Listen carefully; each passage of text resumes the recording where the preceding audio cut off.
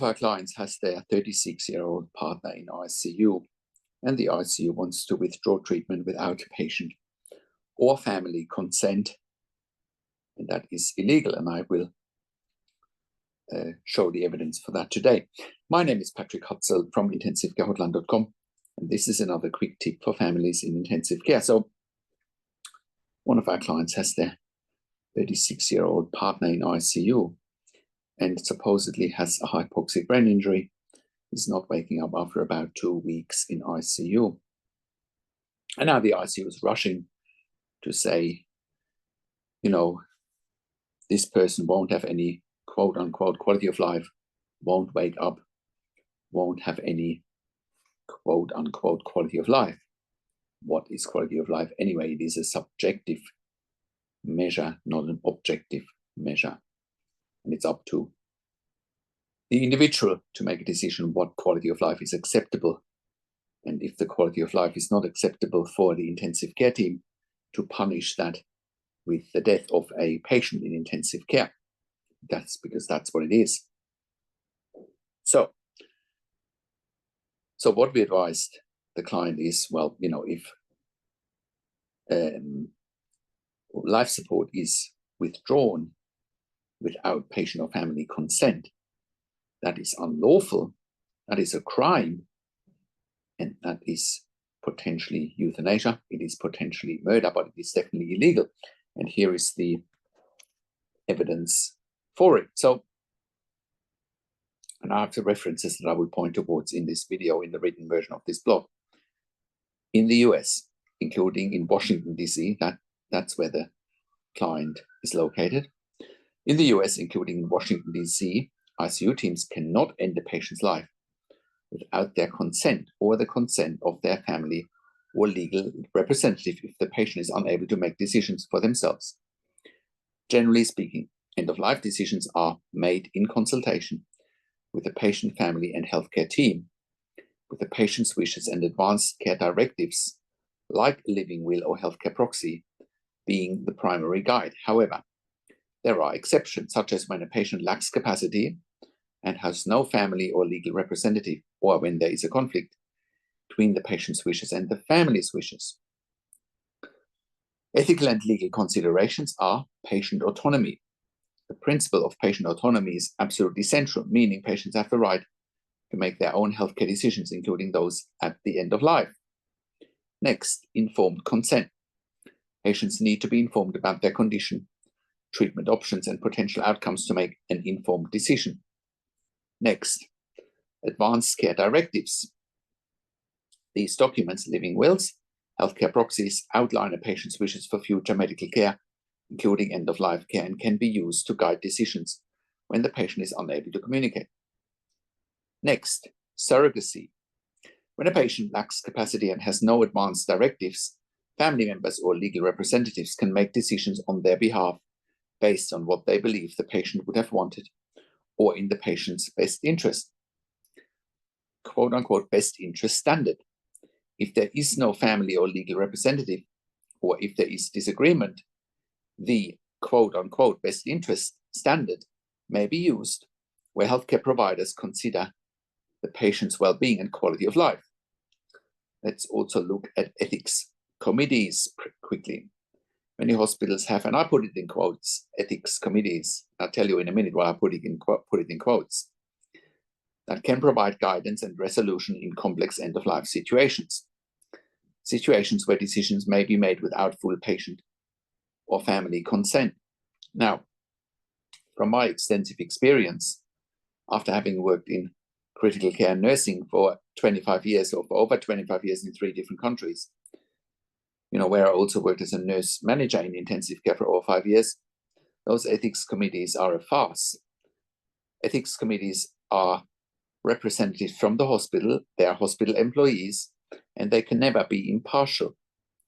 That's why a consulting and advocacy service like ours here at intensivecarehotline.com is so important and so valuable, because we have the best interest of a patient at heart, whereas an ethics committee will always have the best interest of the hospital at heart. And they are hospital employees, and therefore their decision-making might also determine their next career move or not so. Always keep that in mind. Always use common sense. Always keep your eyes open. Always trust your instincts. Next. So, lack of capacity and no surrogate. If a patient is unable to make decisions and there is no family or legal representative, the healthcare team may make decisions based on the quote-unquote best interest standards.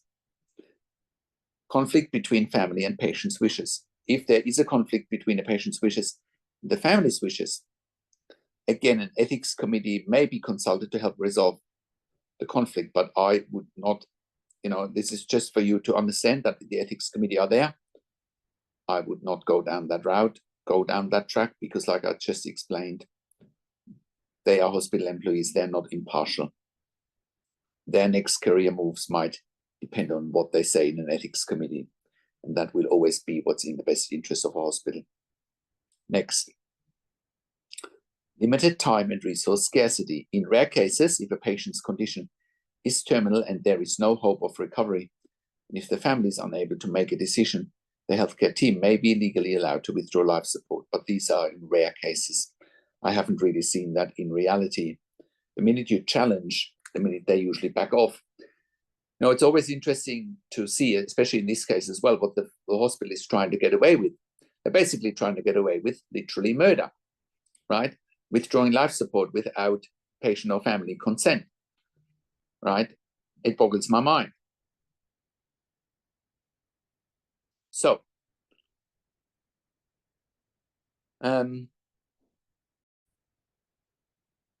here is an important note. Euthanasia is illegal. Euthanasia, ending a patient's life intentionally, is illegal in the United States. Next, comfort care. ICU teams are ethically and legally obligated to provide comfort care and alleviate pain, even if it may shorten a patient's life. Shared decision-making. Increasingly, end-of-life decisions are made through a shared decision-making process where the patient, family, and healthcare team work together to arrive at a decision. And you would hope that this is always the case in situations like that. Like I said, we'll put references in this video, in the written version of this blog, so you can see that what I'm saying has legs. So, like I said, it always boggles my mind what intensive care teams are trying to get away with. I mean, always use common sense. Is it common sense that they can just end your loved one's life without your or patient consent? No, it doesn't, right? So it's not common sense, and it's also not reasonable. Also, always come back to what's reasonable. It is not reasonable to kill someone, especially if the patient can live with other life support mechanisms. For example, this particular patient probably now needs a tracheostomy, right, to prolong their life and to give them a real chance of recovery, right, because that is what the family wants.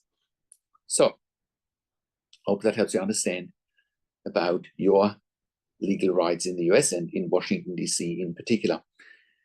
Now, I have worked in critical care nursing for over 25 years in 3 different countries, where I worked as a nurse manager for over 5 years.